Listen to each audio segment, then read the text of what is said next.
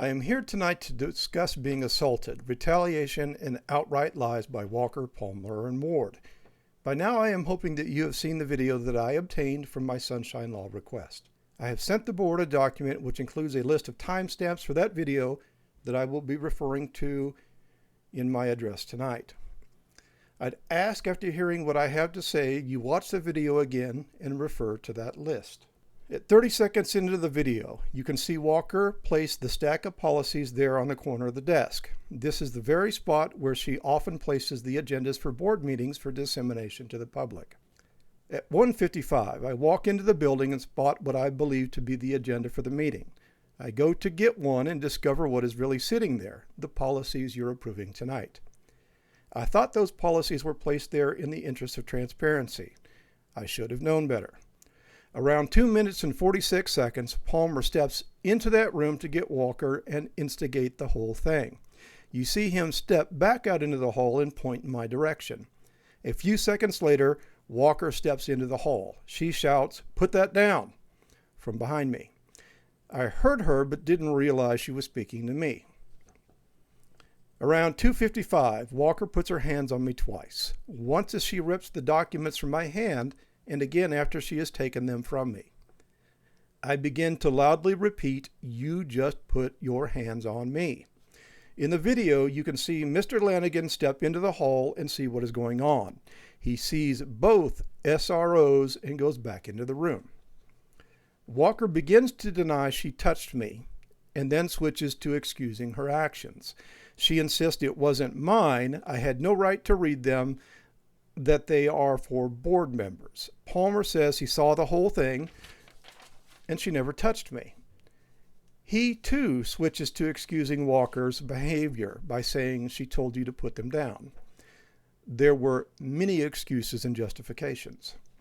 Around the 4-minute mark, Palmer and I are discussing the incident and he is insisting it didn't happen.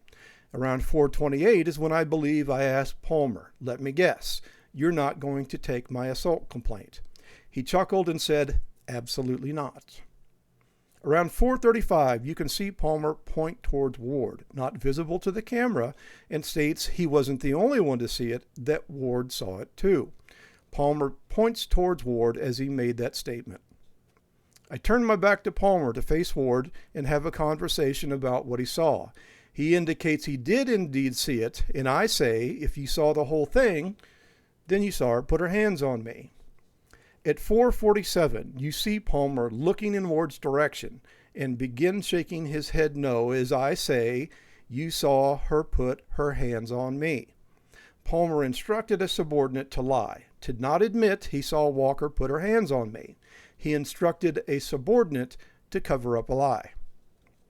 I understand I cannot prove what I am saying was said. There is no audio.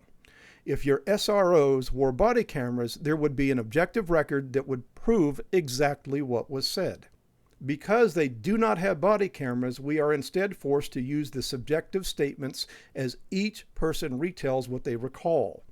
This is a perfect example of why your officers should wear cameras and record constantly. Please order cameras immediately. I believe Palmer lied about what he saw. He lied based on his opinion of me. Twice now, Palmer has followed me into bathrooms on school property. In one instance, he stood behind me and watched as I used the bathroom.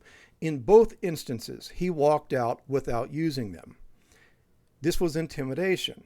Intimidation for daring to report his lies and prior incidents of intimidation.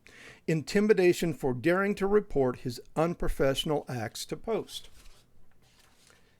He lied about the assault in retaliation for the complaints I have made against him. Not only did he lie, but he also instructed Ward to follow his lead and deny that Walker touched me. Palmer refused that night to take my assault complaint based on that lie. He still hasn't taken a statement from me. How can he be investigating an assault without taking a statement from the victim? Because the outcome of that investigation is already determined. It is clear in the video that Walker touched me. For Palmer, I see that only one of two things is possible. Either he saw what happened and is lying about it, or he didn't see it and is lying when he claims he saw the whole thing. His refusal to take my complaint is based on one of those two lies. I'd like to think that any school staff member lying about their actions shouldn't be tolerated. Palmer and Ward are in a unique position where a lie can severely and negatively affect people. A lie or even an omission of a fact in a police report can have dire consequences for those who are accused of a crime. This isn't the first time I've reported Palmer lying to you. Palmer has now created a situation where you should always question the validity of what he tells you. If he is willing to lie about something which is so easily disproved, why wouldn't he be willing to lie in a police report? Has he already lied in those reports? Of course he has. He lied by omission when he intentionally left the book How Beautiful the Ordinary out of his report back in March of 2023. Mr. Robinson is an intelligent man, but he has zero experience running a police department or as a chief of police. It is a conflict of interest for him to be able to direct an officer and decide if and when a police report will be generated that could negatively impact the district. Isn't the district supposed to avoid even the appearance of a conflict of interest? In 2 instances, I have reported what I believe to be crimes to Palmer and Chief of Police Robinson, where no report was generated. In both instances, it is possible that Mr. Robinson could have been implicated in wrongdoing had those investigations been conducted. Even if Palmer were willing to investigate Robinson, the reality is that Palmer could be conflicted with doing a thorough investigation for fear of retaliation and losing his job by investigating his boss. You do not have a single policy specifically for your police department. Even your new policies with Ed Council do not address this need. You do not have an officer complaint form or policy which outlines how complaints will be investigated against your police department.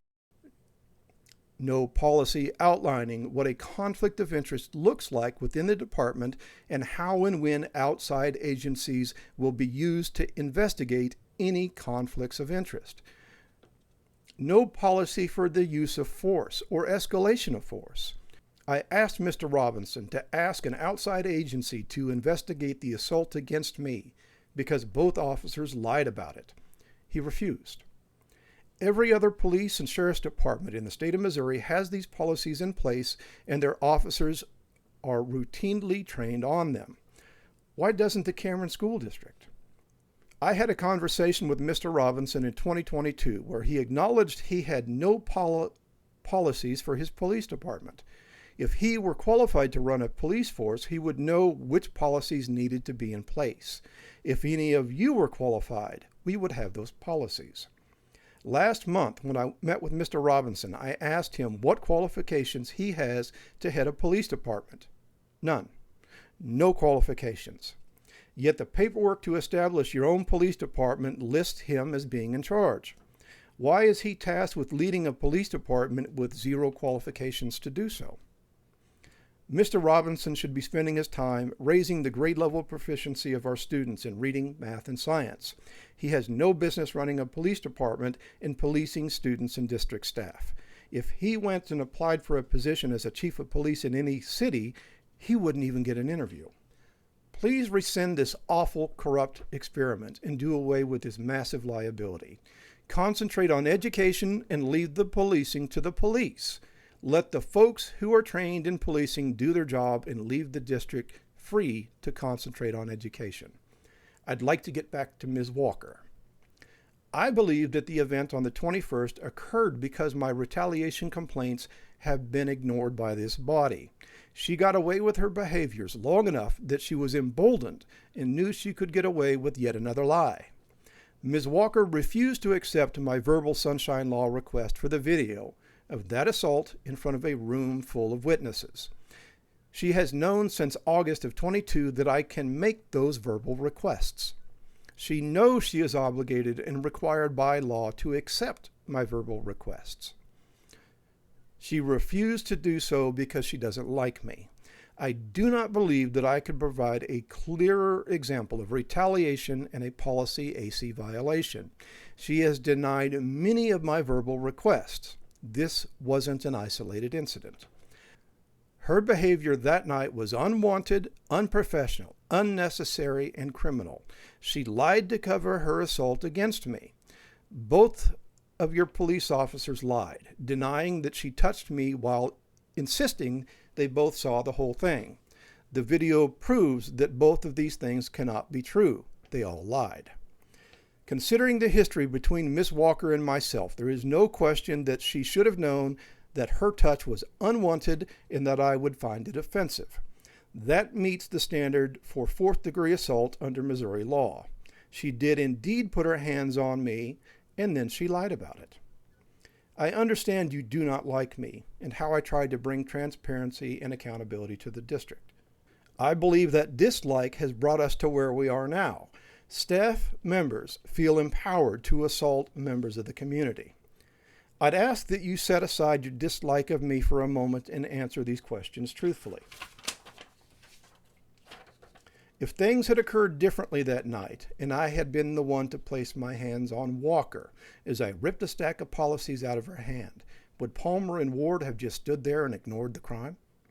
Would they have denied to Walker that I had ever touched her and then refused to take her assault complaint? What are the odds that I would have been in handcuffs that night and gone to jail?